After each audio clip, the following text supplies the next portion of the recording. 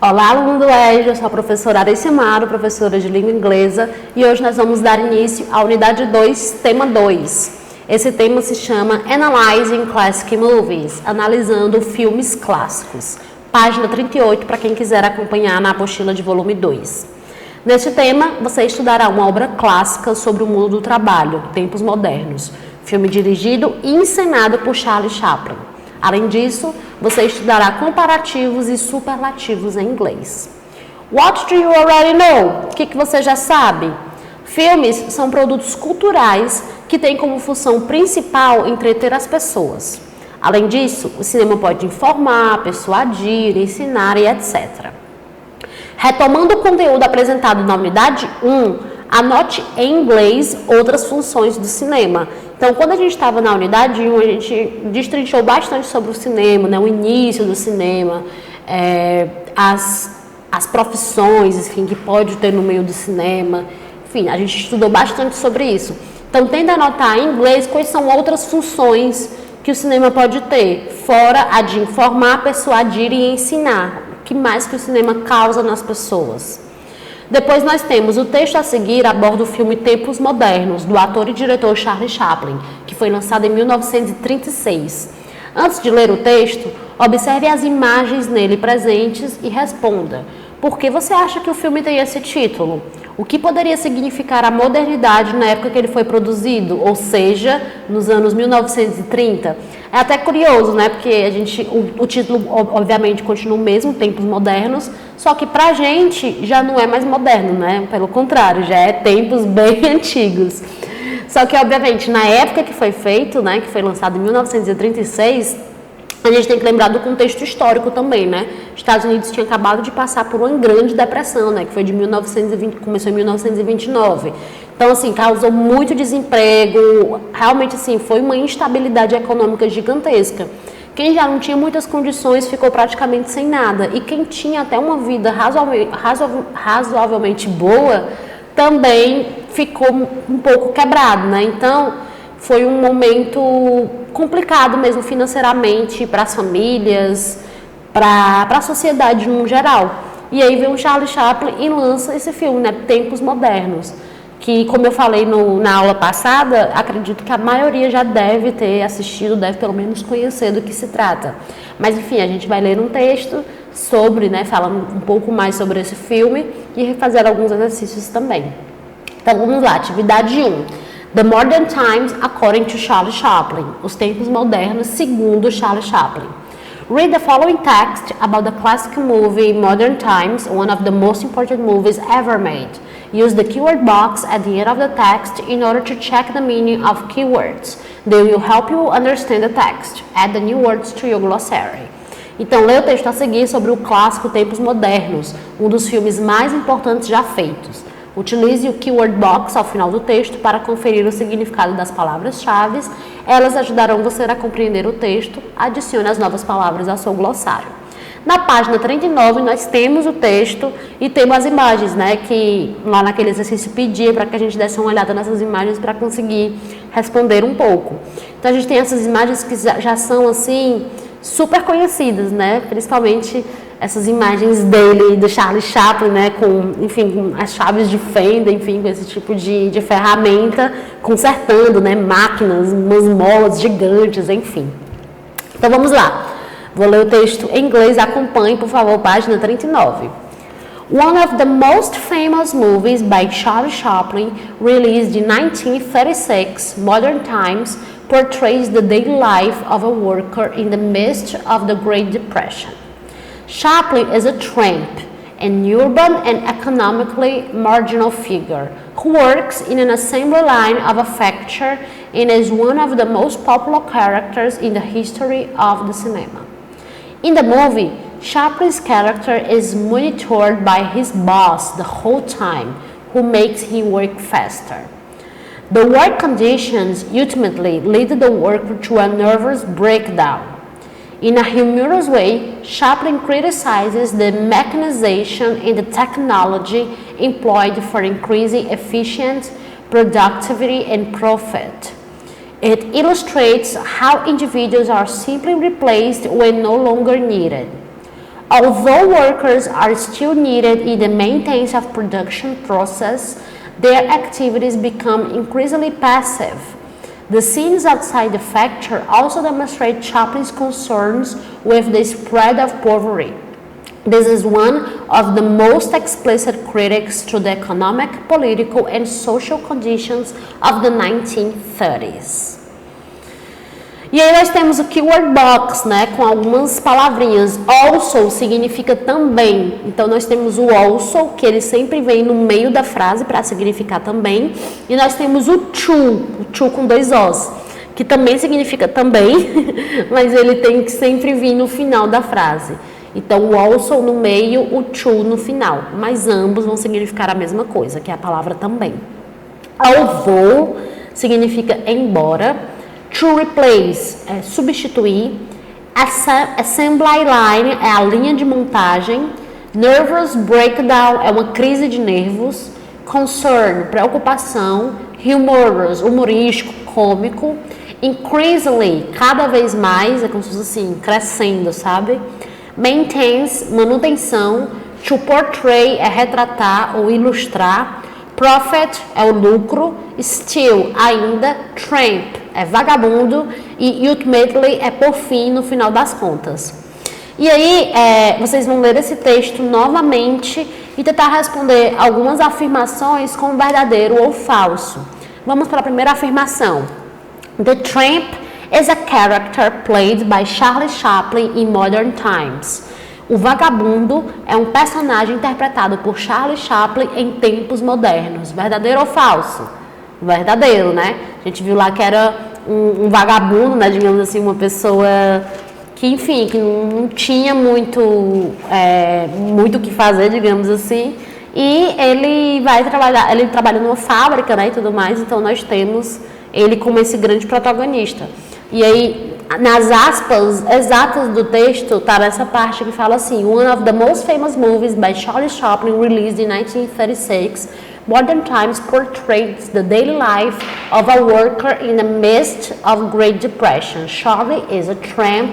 Então eles dão essa introdução, né, de que o Tempos Modernos vai retratar aí o cotidiano diário de um trabalhador no meio ali da Grande Depressão, né, no meio mesmo realmente de todo esse caos econômico que aconteceu com os Estados Unidos e que refletiu em vários outros países, né, não ficou só nos Estados Unidos. A próxima afirmação é: The movie was shot in a toy store. O filme foi filmado em uma loja de brinquedos. É falso, né?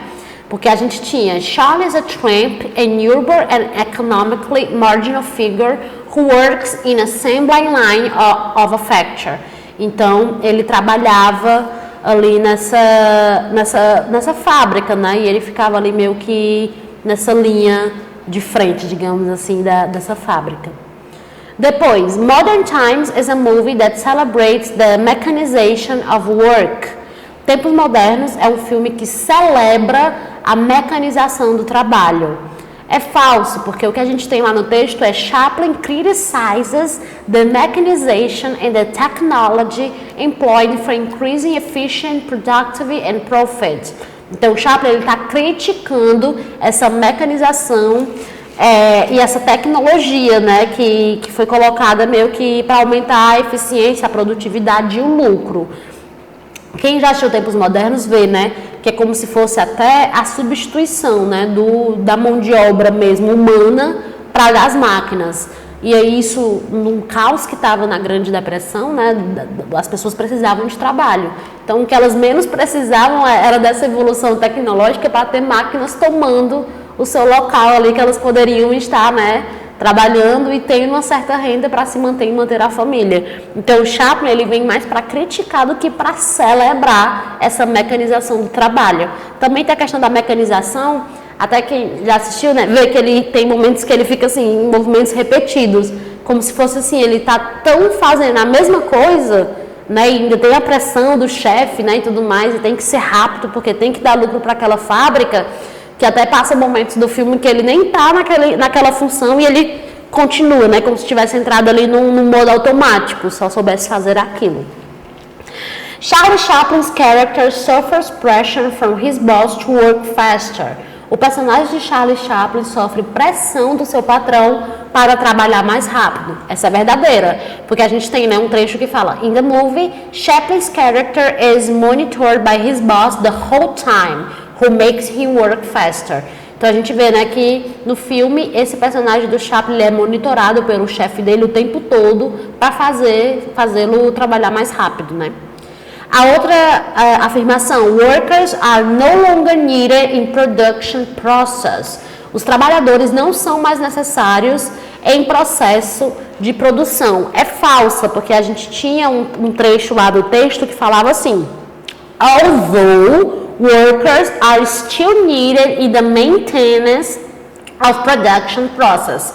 Então, embora os trabalhadores ainda fossem necessários, né, na manutenção desses processos de produção. Então, poderia ser que eles não fossem mais necessários em algumas esferas, em alguns campos ali daquela fábrica, mas em outras questões eles seriam necessários. E tem até a questão também, né, deles serem necessários para fazer a manutenção das máquinas, né, as máquinas que tomaram os lugares deles para desempenhar determinada função na fábrica. Depois os próprios trabalhadores precisam, né, meio que dominar um pouco dessa tecnologia para conseguir consertar. In a humorous way, não, a gente tem uma afirmativa que fala assim: The movie is a drama that criticizes the economic conditions of the 1930s.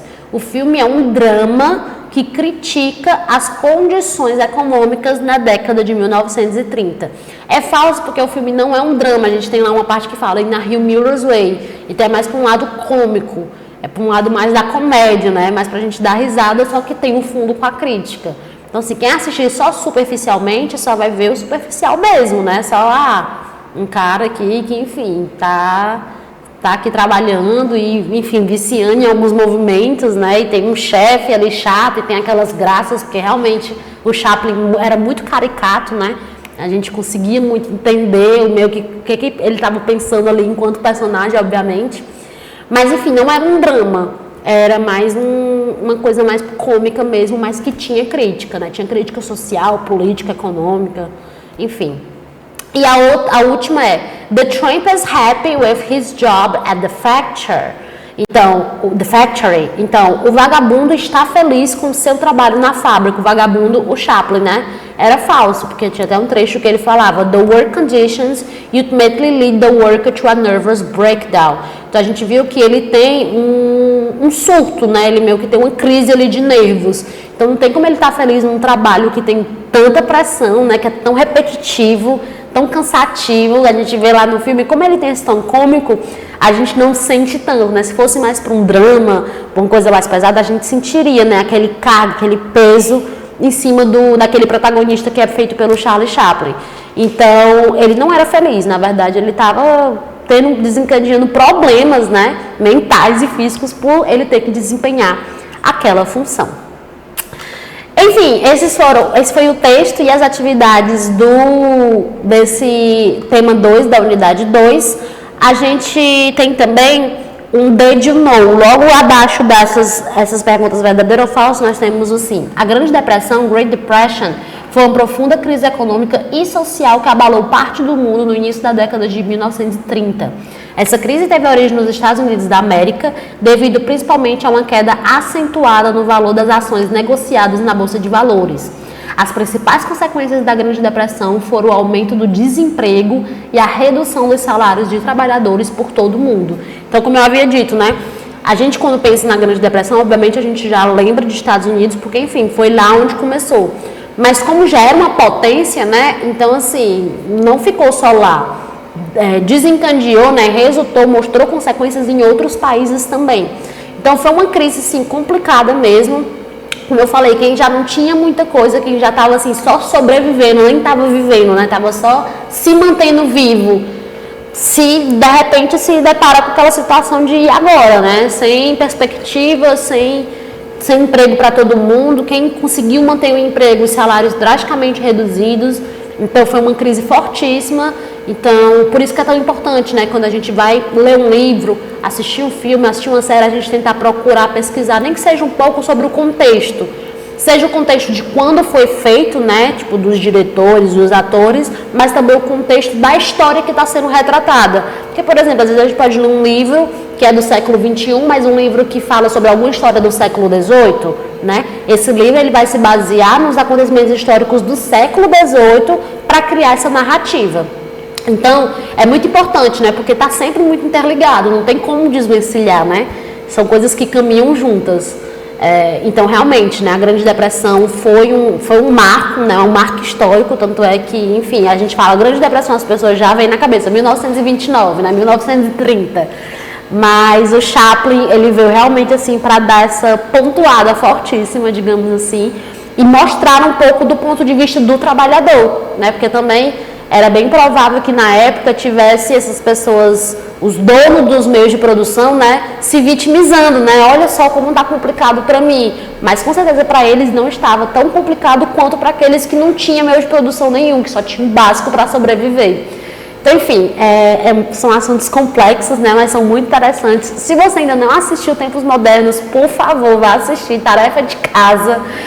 Enfim, é um tipo de filme que enfim, é para crescimento mesmo, né, para evolução pessoal, nem é para assistir só porque vai cair numa prova, num vestibular.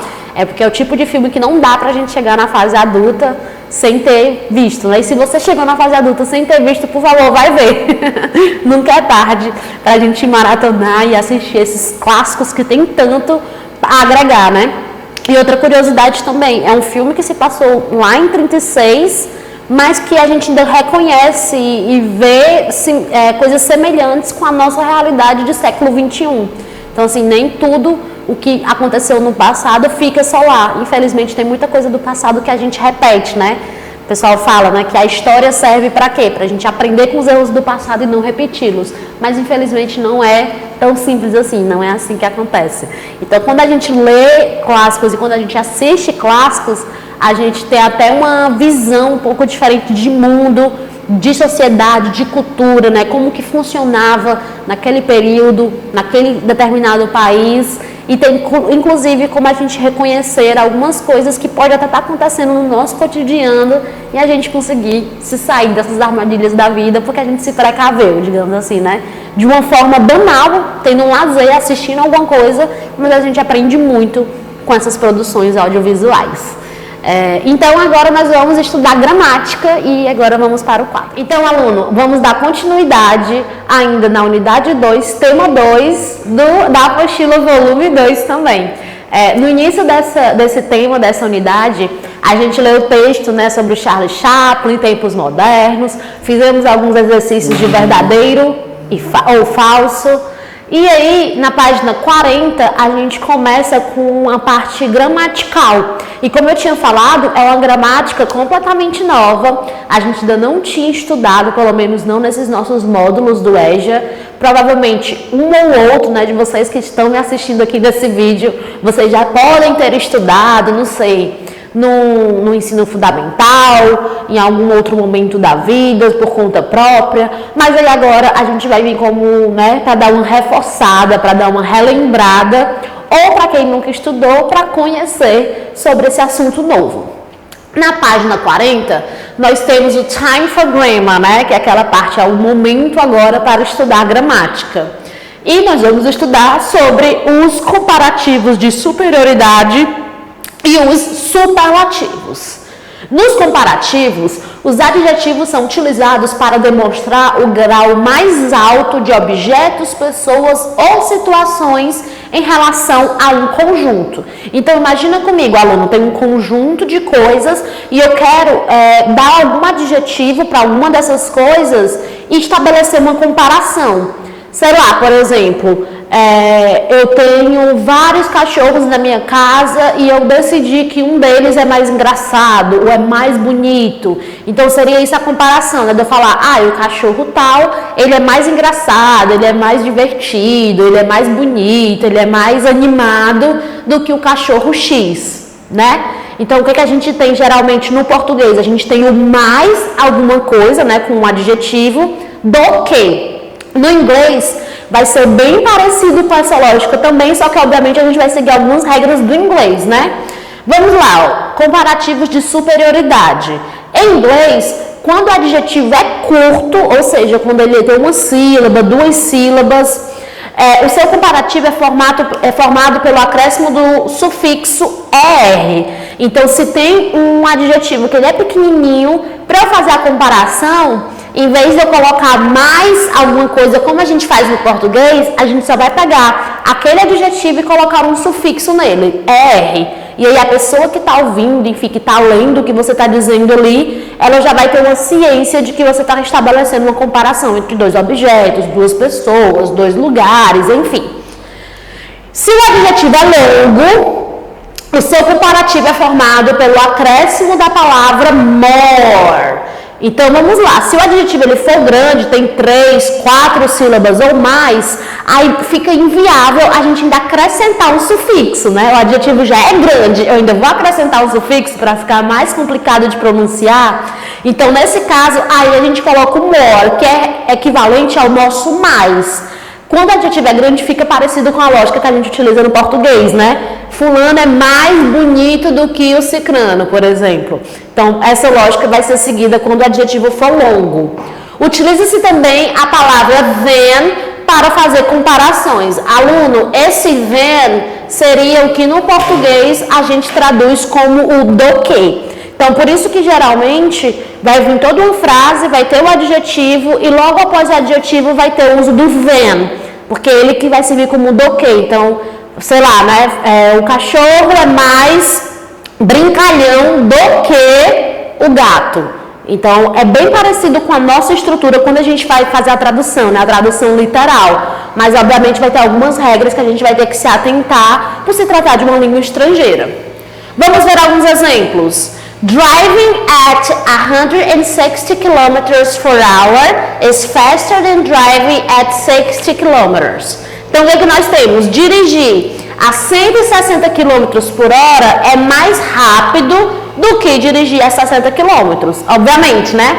Mas o que nós temos? Nós temos o adjetivo fast, que ele é um adjetivo curto, ele só tem uma sílaba, a gente só abre a boca uma vez para falar dele, fast.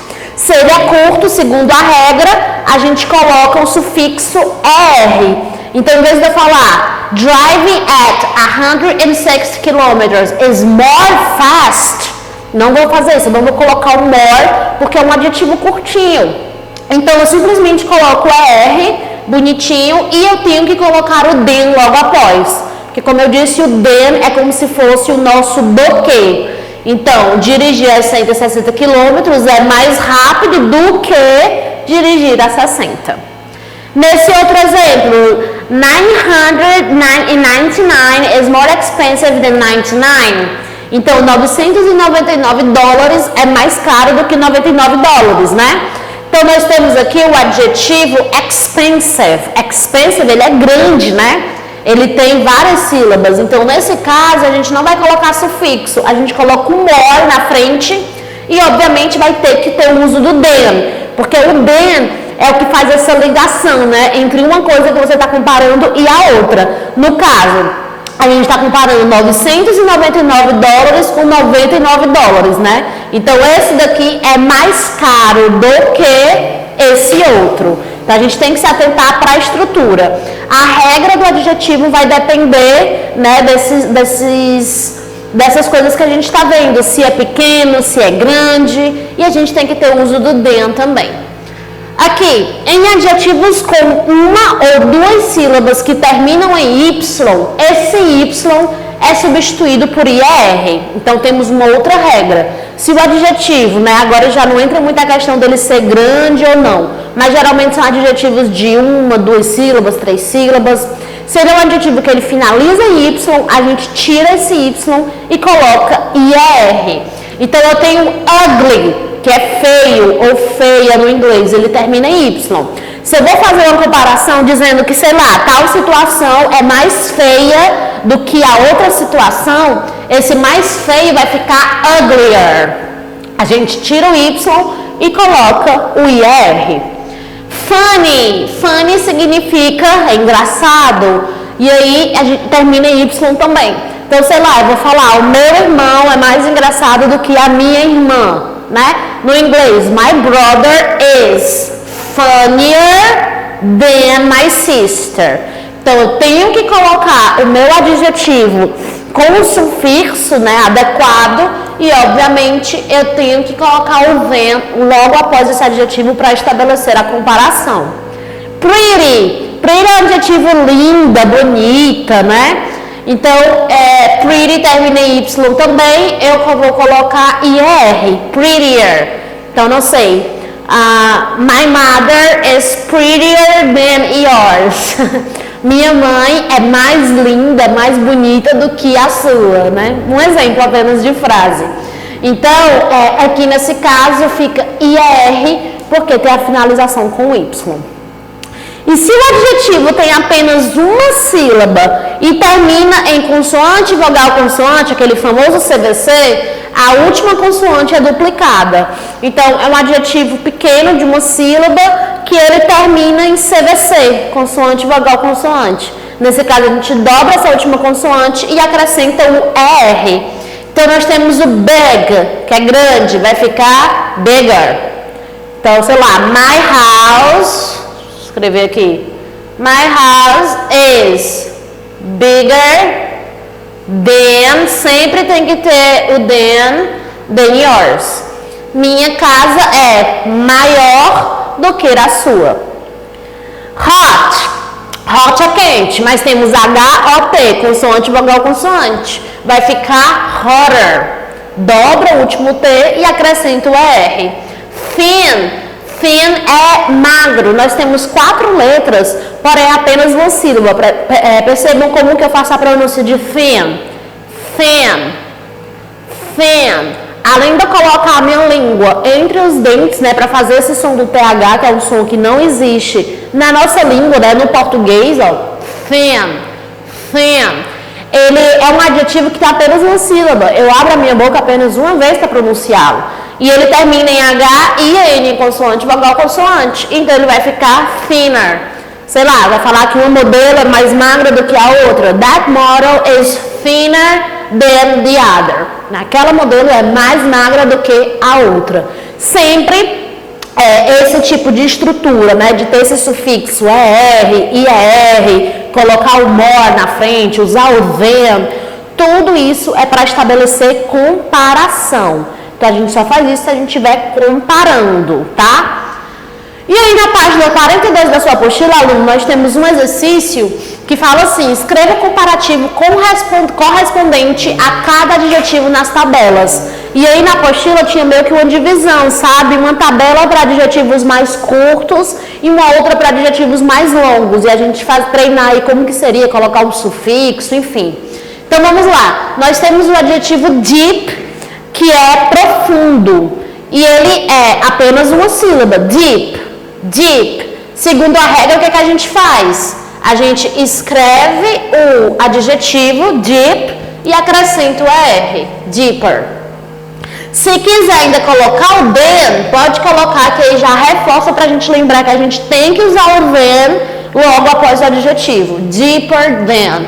E aí, obviamente, teria uma estrutura, né? Se fosse colocar no contexto, sei lá, tal poço é mais profundo do que tal piscina, do que tal outro poço, enfim, sempre é uma comparação, não importa se é 2 pessoas, 2 locais, 2 coisas, 2 objetos, 2 animais, a gente está estabelecendo alguma comparação. High, high significa alto, alto não de pessoas altas, né, alto no sentido, sei lá, de uma montanha ser alta, por exemplo. Então, ele é uma sílaba também, ele é pequeno, high, eu só abro a boca uma vez para pronunciar. O que eu faço? Eu acrescento o R, higher. Também, se quiser, pode colocar o than. Hard. Hard significa difícil. Pode ser duro também, dependendo do contexto. Mas aí eu coloco o hard e coloco o R, harder. Harder than alguma coisa. Sei lá, esse exercício é mais difícil do que o outro exercício. Seria essa estrutura aqui. Small. Small significa pequeno. Ele também só tem uma sílaba, small. Então a gente acrescenta R, smaller. Smaller than. Cheap. Cheap significa barato.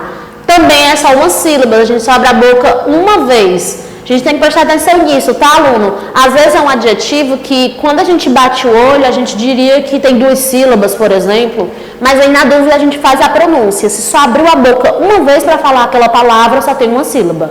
Cheap, hard, thin, deep. Então, só tem uma sílaba, vai seguir a regra de uma sílaba, colocar o ER e coloca o then logo após. Temos o heavy. Heavy é pesado no inglês, por isso que tem o heavy metal, né, também. E aí, lembrando que o heavy termina em Y. Qual que era a regra do Y? Se terminar assim, a gente trocaria esse Y por um IER. Então, na comparação, sei lá, você vai dizer que a sua mochila está mais pesada do que a mochila do colega.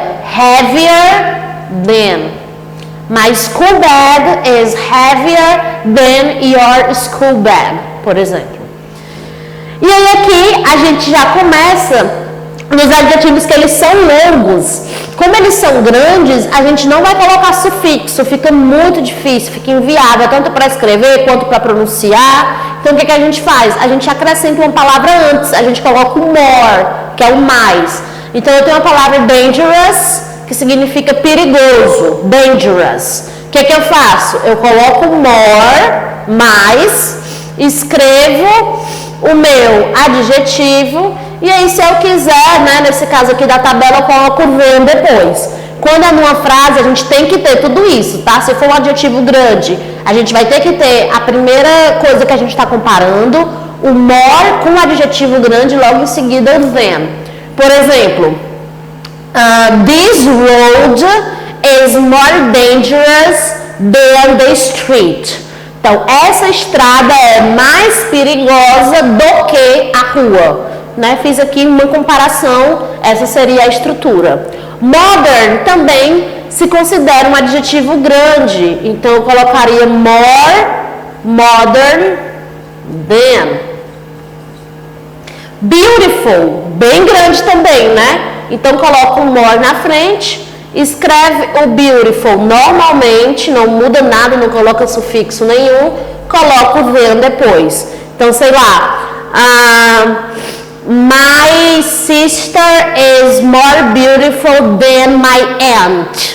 Então, minha irmã é mais bonita do que minha tia. Então, estabelecendo uma comparação, como é um adjetivo grande, eu coloco more. Comfortable, que é confortável, bota o more, escreve o comfortable normalmente, não muda nada, e aí depois você coloca o then para vir o próximo objeto que você está comparando. Careful é cuidado, cuidadoso, então more careful than. E a última é polite, que significa educado.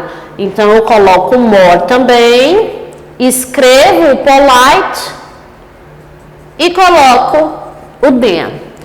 Então, aluno, basicamente vai ser isso na questão da comparação, tá? A gente ainda vai ver mais algumas explicações e exercícios de comparação para a gente estudar também como que faz o superlativo, que ele é um pouquinho diferente do comparativo. Então, aluno, ainda na apostila, a gente tem uma segunda atividade sobre os comparativos.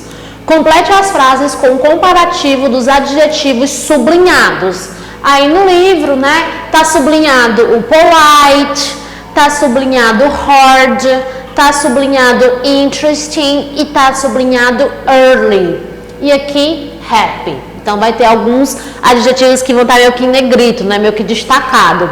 Então, o que a gente tem que fazer? Ó? The boss is not very polite. He should be. O chefe não é muito educado. Ele deveria ser o quê? Mais educado. Como que a gente faz isso? Já que polite é um adjetivo grande, né? Então, coloca o more e escreve o polite. Então, ele deveria ser mais educado. I am working hard, but he wants me to work. Eu estou trabalhando duro, né? Tipo, tô dando o meu máximo, mas ele quer que eu trabalhe ainda mais. O adjetivo é hard, ele só tem uma sílaba, a gente vai escrever ele e acrescentar o sufixo er. He wants me to work harder. My job isn't very interesting. I want a, né? Temos o adjetivo interesting, que ele é bem grande. Então, meu emprego não é muito interessante. Eu quero um emprego que seja mais interessante. Coloca o more e escreve o adjetivo grande, que no caso é o interesting. I wake up early, but I need to wake up. Eu acordo cedo, mas eu tenho que acordar. A pessoa quer dizer o quê? Eu tenho que acordar mais cedo. Early termina em Y. Então, a gente tira o Y e coloca IR. Earlier. The boy is not very happy. The other one is, mesma lógica, né? Termina em Y, tira o Y e coloca IR. O garoto não é muito feliz. Aquele outro é mais feliz. Então, fica dessa maneira. Agora, os superlativos. Em inglês, quando o adjetivo é curto, o seu superlativo é formado pelo acréscimo do sufixo EST. Então, olha a diferença. Na comparação, o sufixo era ER, agora é EST. E é normalmente antecedido do artigo definido the, que significa o a e os e as. Então, o que acontece, aluno? Na comparação, né, tá bem óbvio, a gente está comparando duas coisas, dois objetos. No superlativo, não é tipo uma comparação entre duas coisas, por exemplo. É pegar um grupo de coisas e eleger um como um mais alguma coisa. Por exemplo, na sala de aula, né, tem um aluno que é mais dedicado. Então, sei lá, eu estou levando em consideração 30, 40, 50 alunos que tem numa sala, mas eu não estou falando fulano é mais dedicado do que o outro fulano. Eu estou dizendo que desse grupo, ou seja, de toda a sala, tem um que é mais dedicado, é como se ele se destacasse. E aí o superlativo é isso, sabe? Ele é um destaque, seja positivo ou seja negativo. Pode ser, sei lá, a minha cidade é a mais perigosa do mundo. Então, de todas as cidades que existem no mundo, a sua se destacou. De uma forma negativa? Sim, mas não deixa de ser um destaque, né? Então, essas regras de superlativo vão ser aplicadas para esses casos. Se o adjetivo é longo, o seu superlativo é formado pelo acréscimo da expressão the most. Então, enquanto no comparativo a gente colocava more, no superlativo a gente vai usar most. Só que no superlativo a gente tem a obrigação de usar esse artigo aqui, the. Porque ele é justamente isso, há alguma coisa, né? Sei lá, o Monte Everest é o mais alto do mundo, o mais alto. Então, por isso que a gente coloca esse artigo definido antes, né? Porque vai ser sempre alguma coisa que é o ou a mais de todas as outras, num grupo de todas essas coisas. Vamos aqui para os exemplos, ó. Nós temos o adjetivo fast, que é rápido. No comparativo, na nossa regra, ele só tem uma sílaba, eu colocaria ER, faster, mais rápido. Quando vai para o superlativo, the fastest. Ou então the fattest, né? Que no inglês americano a gente dá essa dobradinha de língua. The fattest. Então, numa é o que? Mais rápido, sei lá. Minha moto é mais rápida do que a sua. Nessa daqui tem o the, então é o mais rápido. Essa daqui é a moto mais rápida do Brasil, do mundo, da concessionária, não sei. Então, num grupo de coisas teve alguma coisa que se destacou. Modern, no comparativo seria more modern than. Sei lá, meu celular é mais moderno que o seu. No superlativo, não. É o mais. O mais moderno celular de todos é o celular X e ele custa tanto, por exemplo. Então, the most modern. Um exemplo aqui. He is the fastest worker in the factory. Ele é o trabalhador mais rápido da fábrica. Então, levando em consideração toda a fábrica, imagine que nessa fábrica tem, sei lá, 300 trabalhadores. Teve um que se destacou como o mais rápido. Então, isso é o superlativo, tá? E lembre-se que os adjetivos vêm antes do substantivo, né? A gente não pode esquecer que no inglês é um caminho inverso, né? Sei lá, a gente fala a casa amarela. No inglês seria the yellow house, né? Exemplo simples. Então, por exemplo, um filme longo, ou filme mais longo. No inglês seria the longest movie. Primeiro o adjetivo, depois o substantivo. E aqui vamos olhar uma tabela que temos adjetivos normais, como eles ficariam no comparativo e como eles ficariam no superlativo. Slow. Slow tem uma sílaba e é um adjetivo pequeno, ele é curto. Então, quando é a comparação, slower, coloca o sufixo er. Superlativo tem que ter o uso obrigatório do the, é obrigatório, e coloca o sufixo est, que é o sufixo para quando o adjetivo ele é curto, né? E eu quero fazer ele no superlativo. Então, vai ficar the slowest. Então, aqui, Slow, devagar, slower.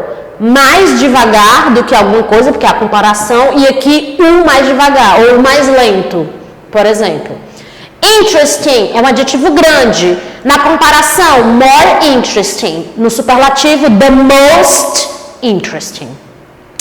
Happy, lembrando que happy termina em Y, o que acontece? A gente tira o Y na comparação e coloca IR, happier.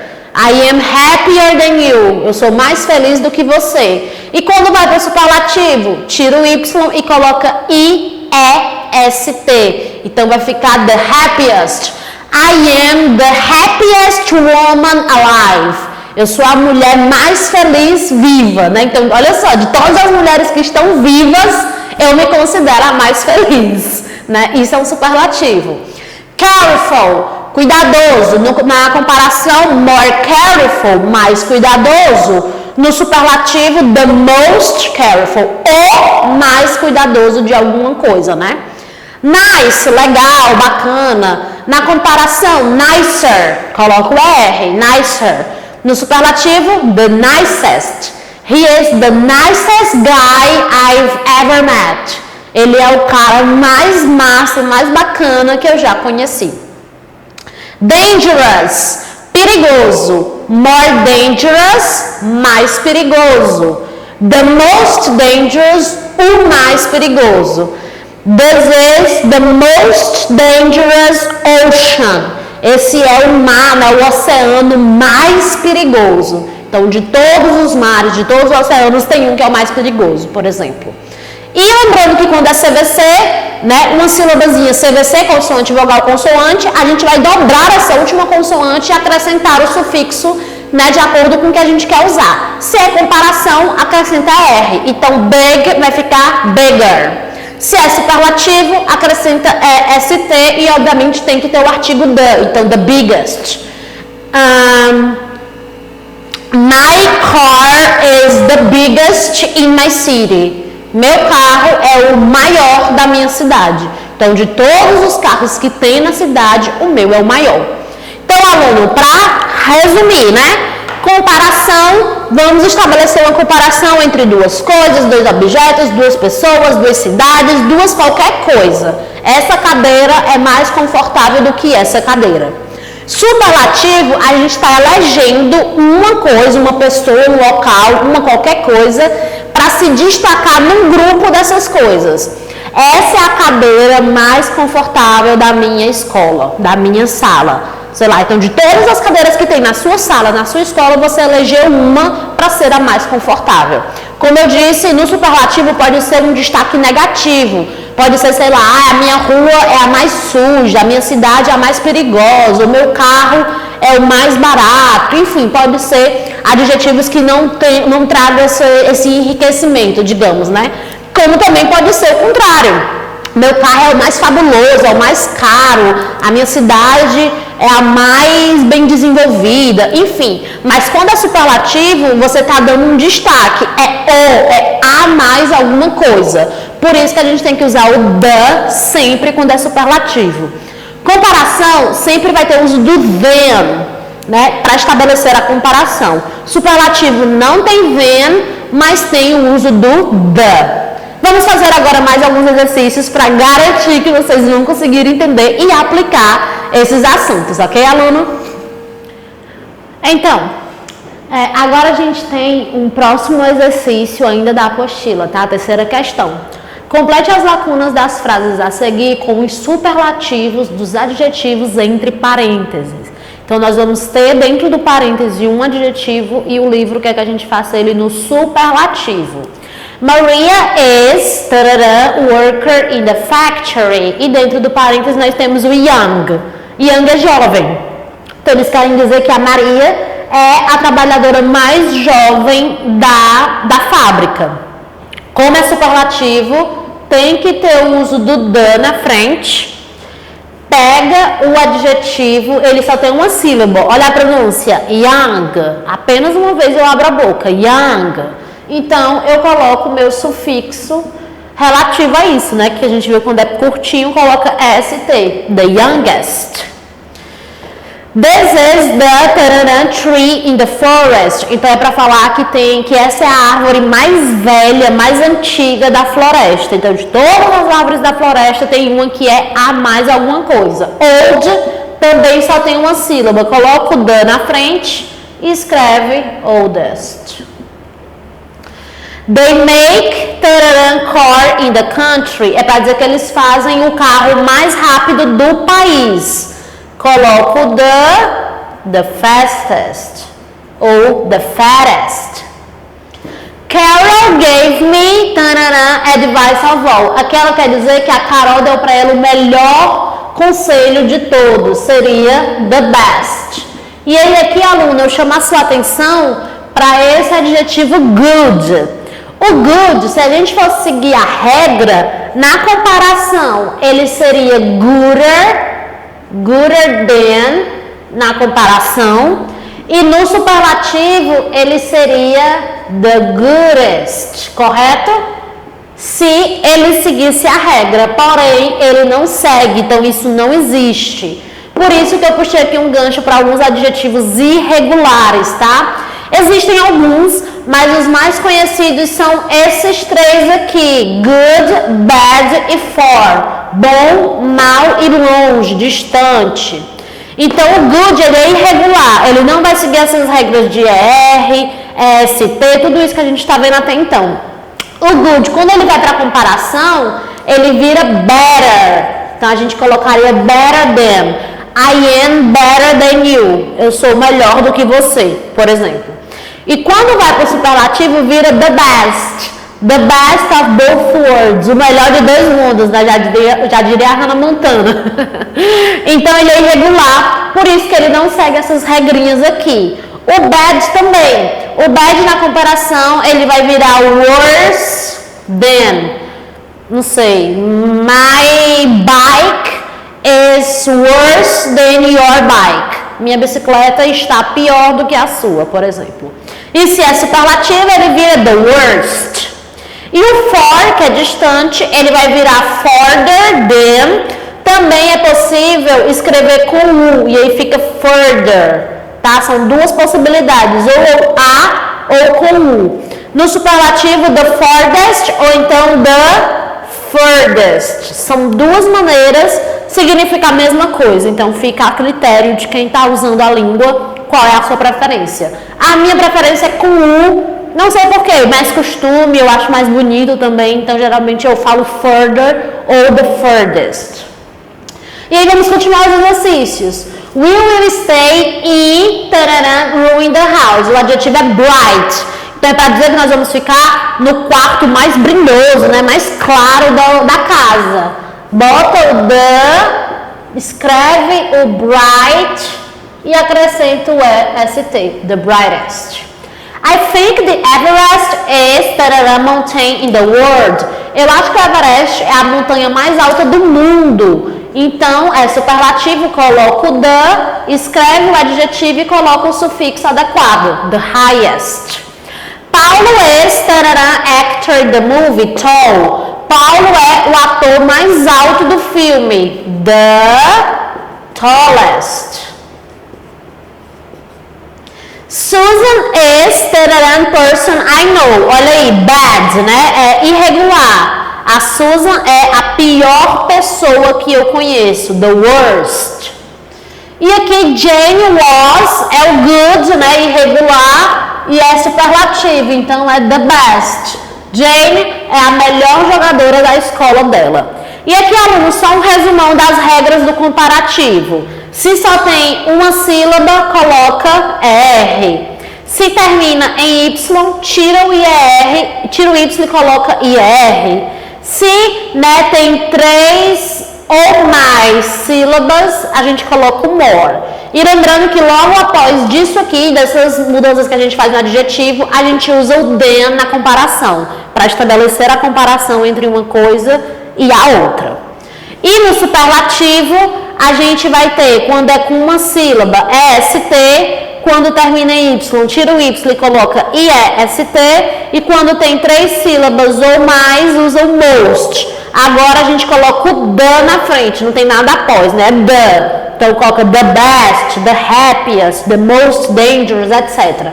Em todos os casos, sendo comparativo ou sendo superlativo, se for CVC, consoante, vogal, consoante, a gente vai dobrar essa última consoante para ir acrescentar o sufixo que for necessário. Então, aluno, essa foi a nossa aula de hoje, unidade 2, tema 2. Faça os exercícios, pratique, espero que tenha ficado bem claro e vejo vocês na próxima aula. Bye, bye!